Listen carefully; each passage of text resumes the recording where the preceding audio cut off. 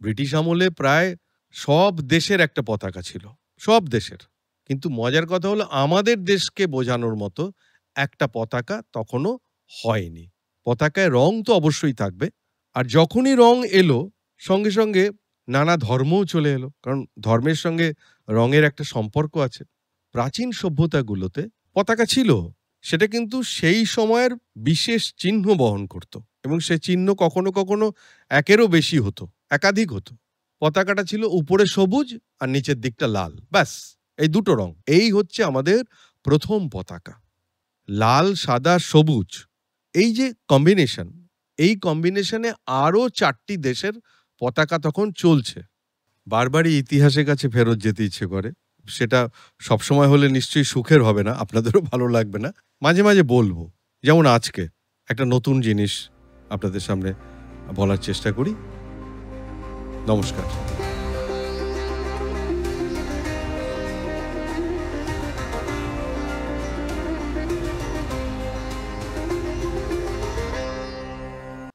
জাতীয় পতাকা জাতির আদর্শ, আশা-আকাঙ্ক্ষা, জাতির সফলতার চিহ্ন বহন করে। হিন্দু বা ইসলাম সময়কালে কোনো একটা প্রাচীন পতাকা ছিল না। মানে সিঙ্গল ফ্ল্যাগ যা সমগ্র ভারতবর্ষকে প্রতিনিধিত্ব করতে পারে। কিছু, কিছু করদ রাজ্য বা প্রিন্সলি স্টেটস ছিল বা সামন্ততান্ত্রিক যেসব রাজ্যগুলো, যাদের ওই অঞ্চলের ভাব বা তাদের আবেগকে তুলে ধরতে পারে এমন পতাকা ছিল। সে অঞ্চলভিত্তিক একেবারে। সে অর্থে সমগ্র ভারতবর্ষে, যদিও সমগ্র ভারতবর্ষই তখন ছিল না, টুকরো টুকরোই ছিল, কিন্তু পরবর্তীকালেও সমগ্র ভারতবর্ষকে প্রতিনিধিত্ব করে এমন একটা পতাকা কখনোই ছিল না। মৌর্য যুগে যে ভারত ছিল তাদের পতাকায় গরুড় চিহ্ন ছিল। গরুড়, এটা আপনারা জানেন বিষ্ণুর বাহন। পরবর্তীকালে এই পতাকার ওই রকম টুকরো টুকরো রাজ্য হলেও প্রয়োজন হয়ে পড়ল। ব্রিটিশ আমলে প্রায় সব দেশের একটা পতাকা ছিল, সব দেশের।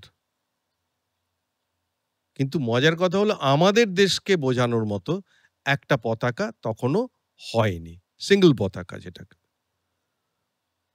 ওদের ইউনিয়ন জ্যাকের সঙ্গে একটা পতাকা ছিল বটে, সমগ্র ভারতবর্ষকে বোঝানোর মতো একটা পতাকা হয়নি। অথচ আমাদের দেশের ভৌগোলিক, সাংস্কৃতিক, জাতি, ভাষা, বর্ণ এতে এত অমিল রয়েছে, কোথাও তো মিল নেই। আমরা যেমন কবির ভাষায় বলি না, নানা ভাষা নানা মত নানা পরিধান, এটা তো ছিল।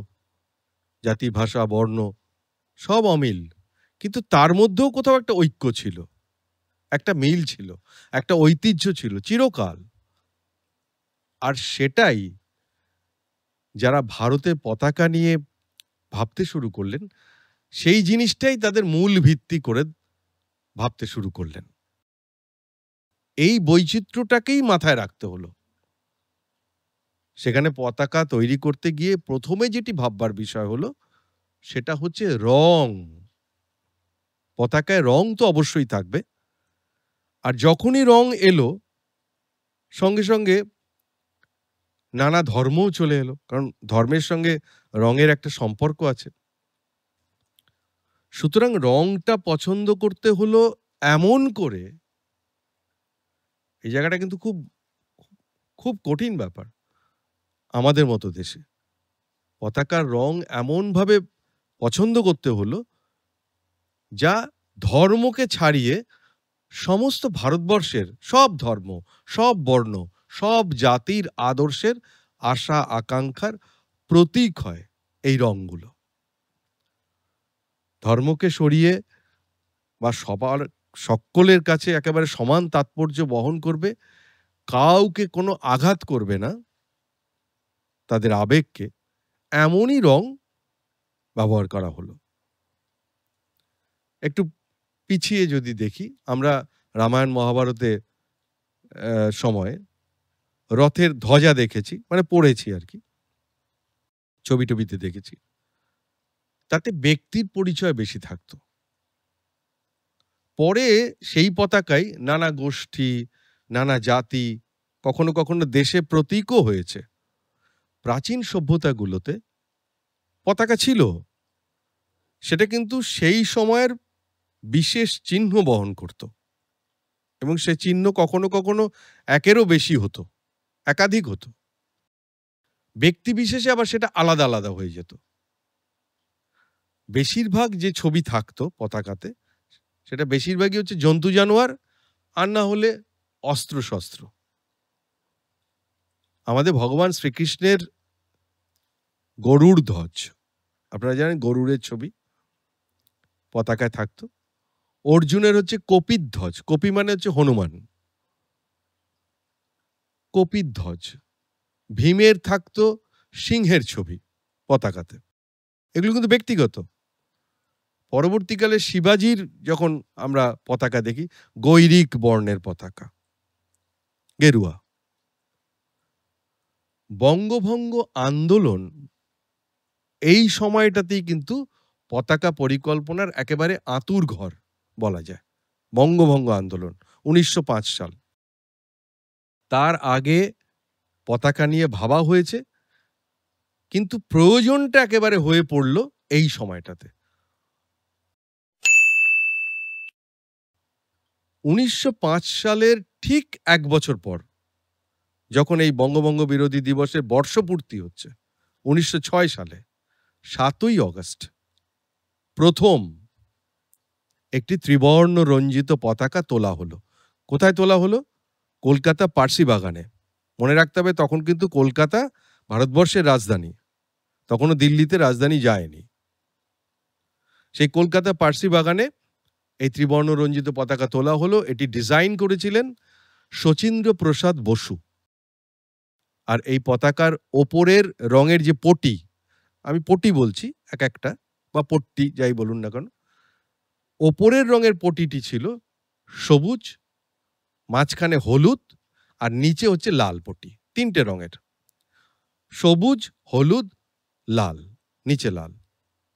আর সব কটা এরকম আড়াআড়ি ভাবে, যেমন আমাদের এখনকার পতাকাতেও দেখেন। ওপরের সবুজ অংশে ৮খানা অর্ধ ফোটা সাদা পদ্ম ফুল, অর্ধ ফোটা।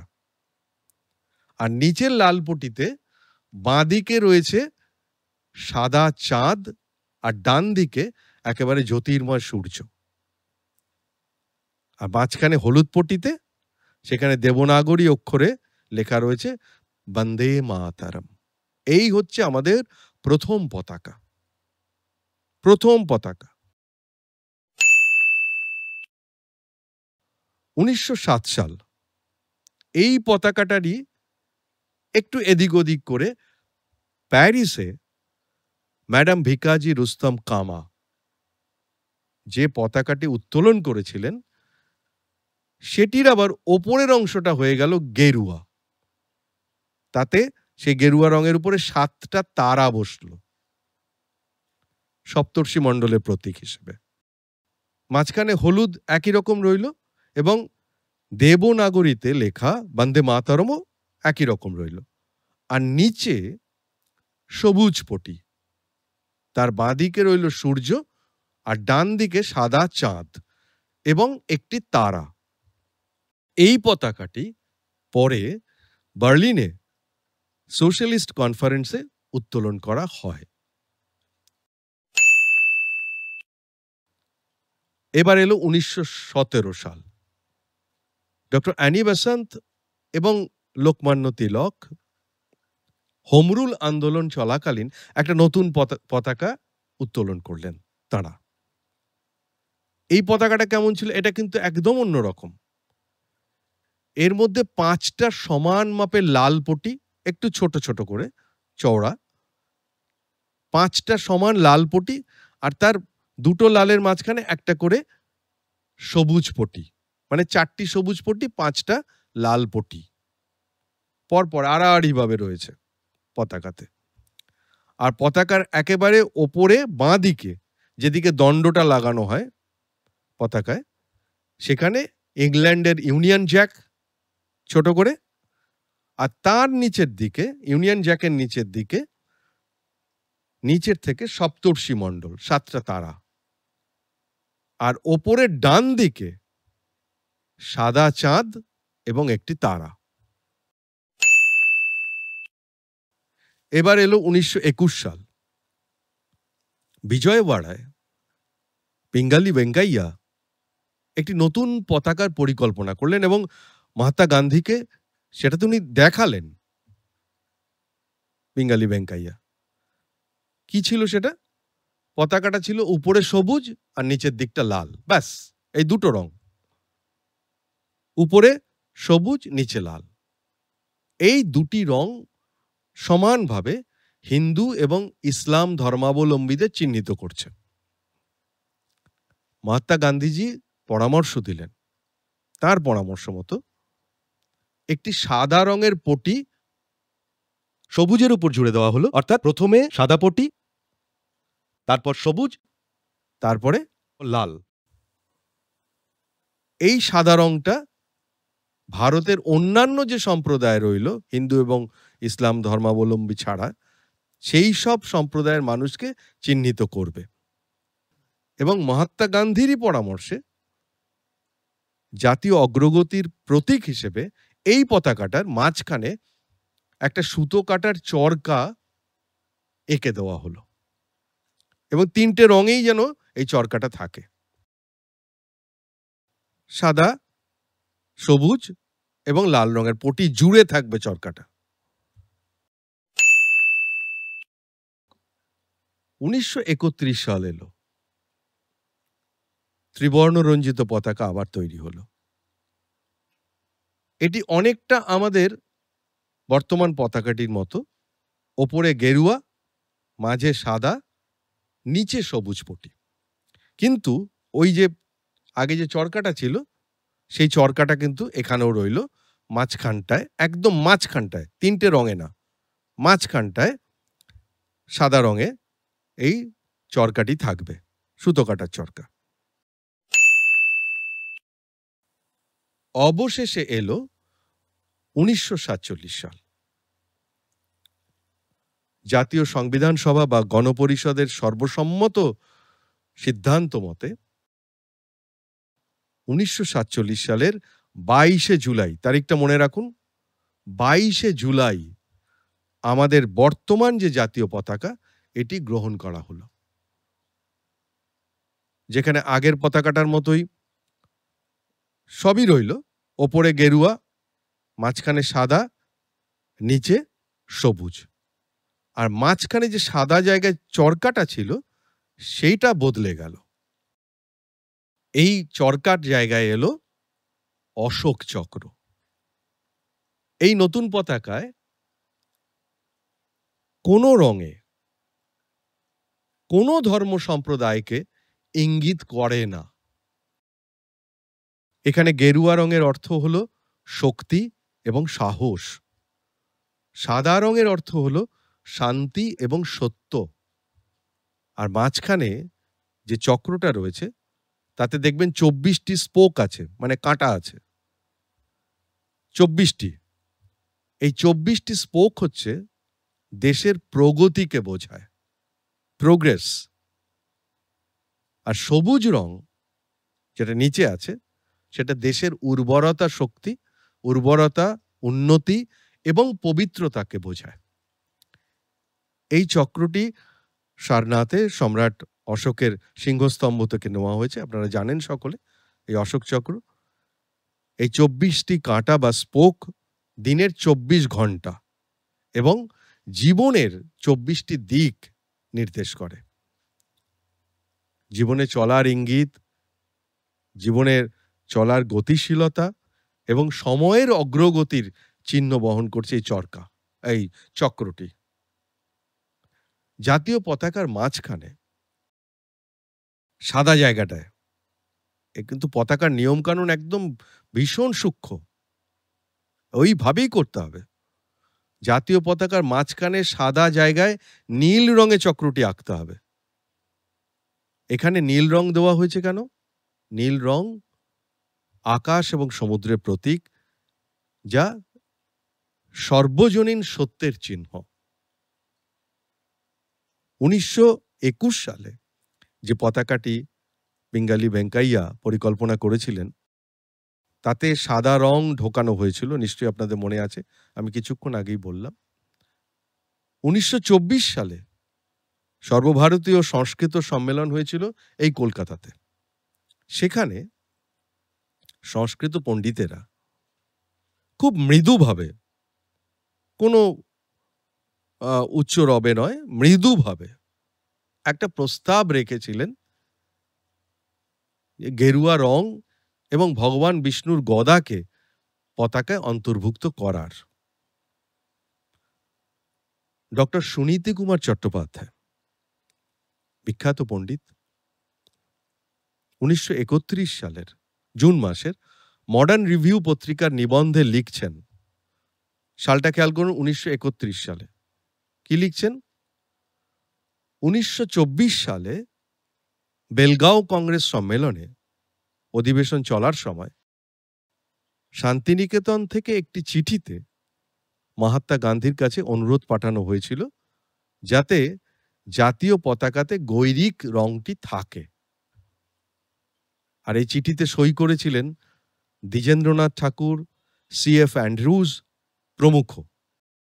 ডক্টর চট্টোপাধ্যায়, মানে সুনীতি কুমার চট্টোপাধ্যায়, তিনি এ বিষয়ে ১৯৩০ সালের নভেম্বর মাসের মডার্ন রিভিউ পত্রিকাটি দেখতে বলেছেন। মানে ১৯৩০ সালের নভেম্বর মাসের মডার্ন রিভিউ পত্রিকায় এটি বেরিয়েছিল, আর উনি ডক্টর সুনীতি কুমার চট্টোপাধ্যায় লিখছেন ১৯৩১ সালে। কেন করেছেন?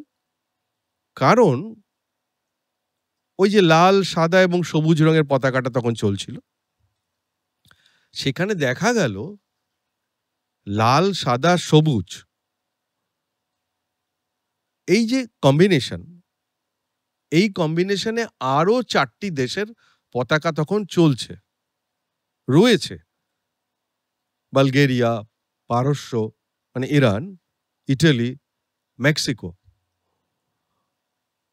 রঙগুলোর অবস্থান একটু এদিক ওদিক আছে, কোনোটা ওপরে সবুজ লাল, ওপরে নিচে আছে, কিন্তু যেটা একেবারে হুবহু মিলে যাচ্ছে সেটা হচ্ছে বালগেরিয়ার পতাকা। সেটা একেবারে যেভাবে আমাদের বানানো হয়েছিল, সাদা, লাল, সবুজ, সেইভাবেই রয়েছে, বালগেরিয়ার সঙ্গে মিলে যাচ্ছিল। মানে ওপরে সাদা, মাঝখানটায় সবুজ, নিচে লাল। জাতীয় পতাকাকে কখনো ৪টি রঙেও ভাবা হয়েছিল, ৪টে রং থাকবে। কেন না? ৪ সংখ্যাটা ভারতীয়রা ভীষণ ভালোবাসে। আমরা করি না হিসেব নিকেশের সময়, সবসময় একটা টাকা পয়সার ক্ষেত্রে ৪ ভাগ করতে পারি, ৪ ভাগ করো। ৪টা একটা প্রথার মতো হয়ে গেছিল। আবার ওদিকে দেখুন চতুরঙ্গ বা দাবা খেলা, মানে দাবা তো অ্যাকচুয়ালি সামরিক ক্ষেত্র, মিলিটারি ফিল্ড। তো সেই সামরিক ক্ষেত্রেও দেখুন ৪টি বিভাগ আছে, গজ, হস্তি, পদাতিক এবং নৌকা। আবার এদিকে চতুরঙ্গকে আরবি এবং ফার্সি ভাষাতে বলে শতরঞ্জ। তাহলে সব দিক থেকে এটা গ্রহণযোগ্য হবে, এটা মনে করা হয়েছিল। হ্যাঁ, ৪ রঙে সেই জন্য ভাবা হয়েছিল, যদিও করা হয়নি। এখন কথা হলো আমাদের জাতীয় পতাকা, তাকে উত্তোলন করা, তাকে তুলে আনা, তাকে রাখা, তাকে ভাঁজ করা, কোথায় কোথায় সেই জাতীয় পতাকা ব্যবহার করা যাবে, এই নিয়ে বিস্তারিতভাবে ২০০২ সালের ফ্ল্যাগ কোড অফ ইন্ডিয়া 2002 এতে জানানো হয়েছে। একদম প্রত্যেকটা পয়েন্ট ধরে ধরে। যেমন খুশি কিন্তু পতাকা ব্যবহার করা যায় না। পতাকা হাতে বোনা সুতোর, সিল্কের হতে পারে, খাদির হতে পারে, পশমের হতে পারে, আর এর আকারটা হবে আয়তক্ষেত্রাকার। মাপটা কেমন হবে? দৈর্ঘ্য এবং প্রস্থের অনুপাত হবে ৩ ভাগ ২ ভাগ। অর্থাৎ ৩ ভাগ যদি দৈর্ঘ্য হয় ২ ভাগ হবে প্রস্থ। সে যে ইউনিটে আপনি মাপুন। জাতীয় পতাকাকে গুটিয়ে রাখা, বিকৃত করা, কথায় বা লেখায় জাতীয় পতাকার অবমাননা করা, এটা তো মারাত্মক অপরাধ। তাহলে জরিমানা হতে পারে, জরিমানা সহ জেলও হতে পারে। কোনো বিশেষ কারণে সরকারি নির্দেশ ছাড়া কখনো জাতীয় পতাকাকে অর্ধেক নামিয়ে রাখা যায় না। পোশাকের মতো করে জাতীয় পতাকা ব্যবহার করা যায় না। উল্টো করে পতাকা লাগানো অপরাধ। মানে যেদিকটা গেরুয়া, ওপরে গেরুয়া হবে, গেরুয়াই থাকবে। উল্টো করে সবুজটা যদি উপরে উঠে যায়, এটা অপরাধ। ভুলেও যেন না হয়। ছেঁড়া বা বিকৃত পতাকা উত্তোলন করা যায় না। একটা দণ্ডের উপরে কোনো পতাকার সঙ্গে, অন্য যেকোনো পতাকার সঙ্গে জাতীয় পতাকা রাখা যাবে না। জাতীয় পতাকা সবসময় একটা দণ্ডে একটাই জাতীয় পতাকা উঠবে। অন্য কোনো পতাকা সঙ্গে থাকবে না। কাগজের তৈরি পতাকা বিভিন্ন জাতীয় উৎসবের দিনে আমরা দেখে থাকি। এই পতাকার মালা তৈরি করা হয় দড়ি দিয়ে। বিভিন্ন জায়গায় দেখতে খুবই সুন্দর লাগে। খুবই ভালো লাগে। সেই কাগজের তৈরি পতাকা বিভিন্ন জাতীয় উৎসবের দিনে ব্যবহার করার পর ২৬শে জানুয়ারি, ১৫ই অগাস্ট আমরা ব্যবহার করি। কোনো অবস্থাতে তাকে কিন্তু মাটিতে ফেলে দলা পাকিয়ে রাখা যাবে না। যায় না। নিয়ম নেই। মর্যাদার সঙ্গে সেই পতাকাগুলোকে নিষ্পত্তি করতে হবে। আরো অজস্র নিয়মকানুন আছে। বলতে গেলে ভিডিও অনেক বড় হয়ে যায়। মোটামুটি একটা আপনাদের ধারণা দিলাম। আপনাদের জন্যই এটা বললাম। দেখুন আমাদের পতাকা, আমাদের অনেক সংগ্রাম, অনেক রক্ত, অনেক ঘামের বিনিময়ে পেয়েছি এই জাতীয় পতাকা। তাই এই পতাকাকে সম্মানের সঙ্গে তুলে রাখার দায়িত্ব আমাদের সকলের। তাই জাতীয় পতাকার অবমাননা কক্ষনো কোনো অবস্থাতে হতে দেবেন না। আজ এই পর্যন্তই। সকলে সুস্থ থাকুন, ভালো থাকুন। নমস্কার।